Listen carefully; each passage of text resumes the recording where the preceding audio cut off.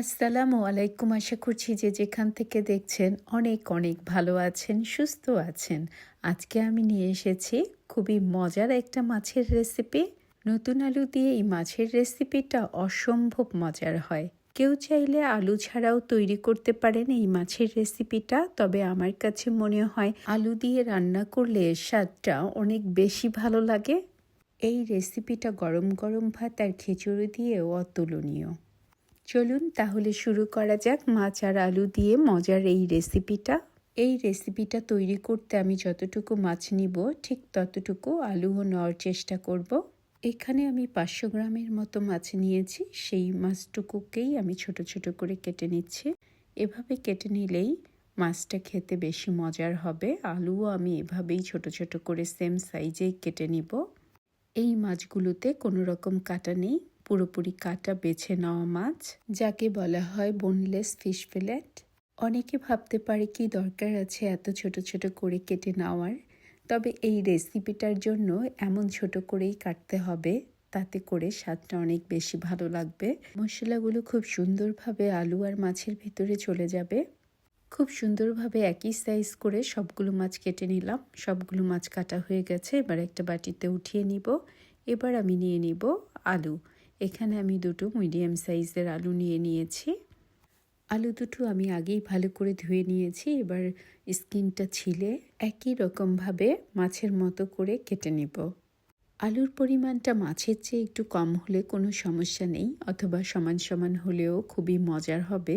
তবে যদি খুব বেশি করে আলু দিয়ে ফেলেন তখন কিন্তু মাছের সেই স্বাদটা পাওয়া যাবে না। খুবই সিম্পল একটা রেসিপি, বানাতে কিন্তু খুব অল্প সময় লাগে, খেতে কিন্তু অসম্ভব মজার। যারা আলু লাইক করেন তাদের কাছে এটা অমৃতর মতো লাগবে।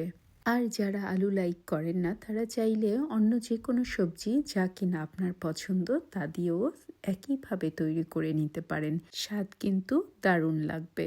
আলুগুলো কাটা হয়ে গেলে আমি একটা বোলের মধ্যে পানি নিয়ে ভিজিয়ে দিব।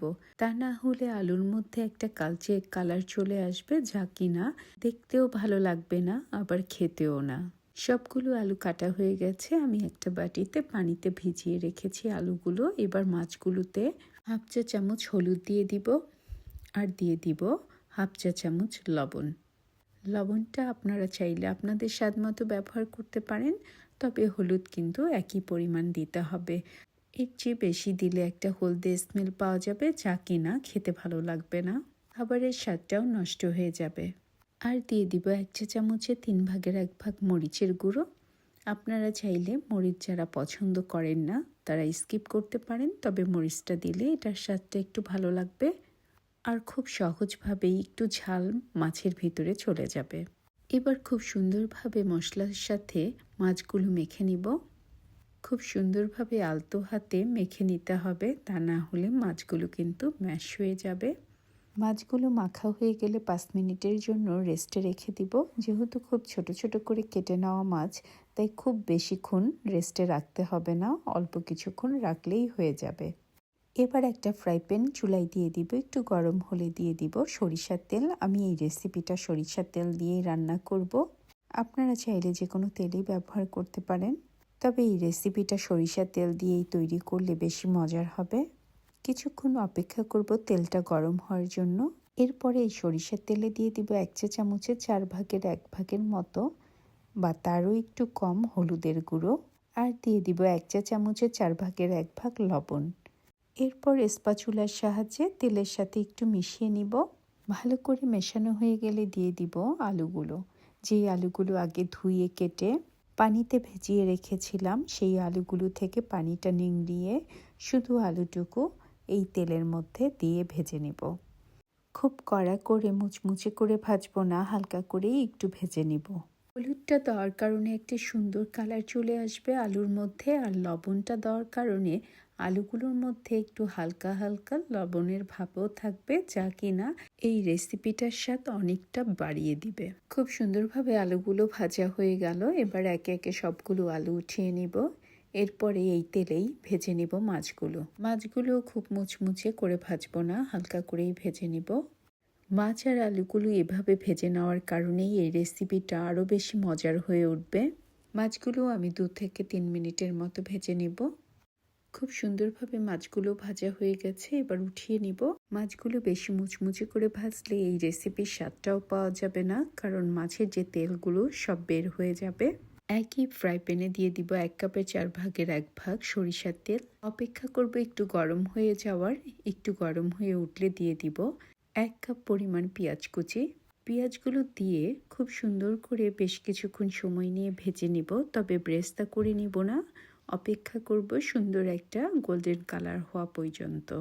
পেঁয়াজগুলো ভাজতে ভাজতে খুব সুন্দর একটা গোল্ডেন কালার চলে এসেছে, আর একটু ভেজে নিয়েই আমি দিয়ে দিব 1 টেবিল চামচ রসুন বাটা, আর দিয়ে দিব 1 চা চামচ আদা বাটা। যেহেতু মাছটা অনেক বড় ছিল তাই আমি আদা ব্যবহার করছি, কেউ না চাইলে আদা স্কিপ করতে পারেন। দিয়ে দিব 1 চা চামচ হলুদের গুঁড়ো, 1 চা চামচ মরিচের গুঁড়ো। মরিচটা আপনারা অবশ্যই আপনাদের স্বাদ মতো দিয়ে দিবেন। আর দিয়ে দিব 1 চা চামচ জিরার গুঁড়ো। এবার খুব সুন্দর করে একটু ভেজে নিব পেঁয়াজের সাথে। একটু হালকা ভাজা ভাজা হয়ে গেলেই দিয়ে দিব পরিমাণ মতো পানি। পানিটা দেওয়া হয়ে গেলে খুব সুন্দরভাবে নেড়ে চেড়ে মশলাটা কষিয়ে নিব। যখন পানিটা কিছুটা শুকিয়ে আসবে দিয়ে দিব পরিমাণ মতো লবণ। লবণটা দেওয়ার পরে ভালো করে নেড়ে চেড়ে যখন উপরে তেল ভেসে উঠবে মশলা থেকে, তখন দিয়ে দিব আগে থেকে ভেজে রাখা আলুগুলো। মশলাগুলো খুব সুন্দরভাবে কষানো হয়ে গেছে, উপরে তেল ভেসে উঠেছে। এবার আলুগুলো দিয়ে দিলাম, আর আলুর বাটিতে যে এক্সট্রা তেলগুলো ছিল সেটাও আমি দিয়ে দিলাম সুন্দরভাবে কেচে নিয়ে। একটু ভালোভাবে নেড়েচেড়ে মশলার সাথে মিশিয়ে নিব আলুগুলো। কিছুক্ষণ ভাজা হয়ে গেলে দিয়ে দিব সেই আগে থেকে ভেজে রাখা মাছগুলো। মাছগুলো দেওয়ার পরেও মাছের বাটিতে যে তেলগুলো থাকবে সে তেলগুলো আমি সুন্দর করে কেচে দিয়ে দিব। অনেকে ভাবতে পারে মাছের অথবা আলুর ভাজা তেলগুলো নেওয়ার কি দরকার। এই ভাজা তেলগুলো অনেকখানি স্বাদ বাড়িয়ে দিবে এই রেসিপিটার। এবার খুবই আলতো হাতে মাছ আর আলুর সাথে মশলাগুলো নেড়েচেড়ে মিশিয়ে একটু ভেজে নিতে হবে, কারণ মাছগুলো যেহেতু আগে থেকে ভাজা তাই মাছগুলো খুব নরম হয়ে আছে। খুব সুন্দরভাবে মাছ আর মশলাগুলো একসাথে ভাজা হয়ে গেছে। দিয়ে দিলাম 1/2 কাপ পানি। পানিটা দিয়ে খুব সুন্দরভাবে মিডিয়াম আঁচে রান্নাটা করে নিব। যেহেতু মাছ আর আলুগুলো আগে থেকেই ভাজা হয়ে গেছে তাই খুব বেশি সময় লাগবে না এই রান্নাটা হয়ে যেতে। এই পর্যায়ে এসে আমি আর ঢেকে দিব না, ঢাকনা ছাড়াই রান্নাটা করে নিব। মাছ আর আলুগুলো আগেই 80% সেদ্ধ হয়ে গেছে। এবার একটু কষিয়ে কষিয়ে বাকিটুকু খুব সুন্দরভাবে রান্না করে নিচ্ছি। খুব সুন্দরভাবে পানিগুলো টেনে গেছে, মাছ আর আলুগুলো পুরোপুরি সেদ্ধ হয়ে খুব সুন্দর একটা কারি হয়ে গেছে। এবার আমি 1 চা চামচ ভাজা জিরার গুঁড়া উপরে ছিটিয়ে দিচ্ছি। কেউ চাইলে ভাজা জিরার বদলে গরম মশলাও উপরে ছিটিয়ে দিতে পারেন, এটা ডিপেন্ড করবে এক একজনের স্বাদের উপর। ভাজা জিরা দেওয়ার পরে আরও সুন্দর স্মেল ছড়িয়ে পড়লো চারপাশে। খুব সুন্দর একটা ভাজা ভাজা স্মেল পাওয়া যাচ্ছে। আবার একটু নেড়ে চেড়ে ভাজা জিরার সাথে কারিটাকে মিশিয়ে নিব। কিছুক্ষণ এভাবে ভেজে নেওয়ার পরে আমি দিয়ে দিব পরিমাণ মতো ধনেপাতা কুচি। আপনারা চাইলে পুদিনা পাতা কুচিও ব্যবহার করতে পারেন, যার যেমনটা পছন্দ। আমার কাছে ধনেপাতা দিয়ে এই রেসিপিটা খুবই মজা লাগে, তাই আমি ধনেপাতাই ছিটিয়ে দিচ্ছি। ধনেপাতা ছিটিয়ে দেওয়ার পরে আমি দিয়ে দিব কিছু লাল মরিচ কাটা। তবে এই লাল মরিচগুলো শুকনো নয়, কাঁচা মরিচই, লাল তবে কাঁচা। সবুজ আর লাল দেখতে অনেক সুন্দর লাগবে, তাই আমি লালটা ব্যবহার করেছি। আপনারা চাইলে সবুজটাও ব্যবহার করতে পারেন। এবার চুলার জালটা বন্ধ করে ঢেকে রাখবো কিছুক্ষণ। পুরোপুরি রান্নাটাই হয়ে গেছে। আমি একটা সার্ভিং প্লেটে উঠিয়ে নিয়েছি। তৈরি হয়ে গেছে অসম্ভব মজার মাছের ভুনার রেসিপি। যদি আমার এই অসম্ভব মজার মাছের রেসিপিটা আপনাদের ভালো লাগে তবে অবশ্যই একটা লাইক, কমেন্ট অ্যান্ড সাবস্ক্রাইব করে আমার পাশে থাকবেন। আপনারা সবাই অনেক অনেক ভালো থাকবেন। আল্লাহ হাফেজ।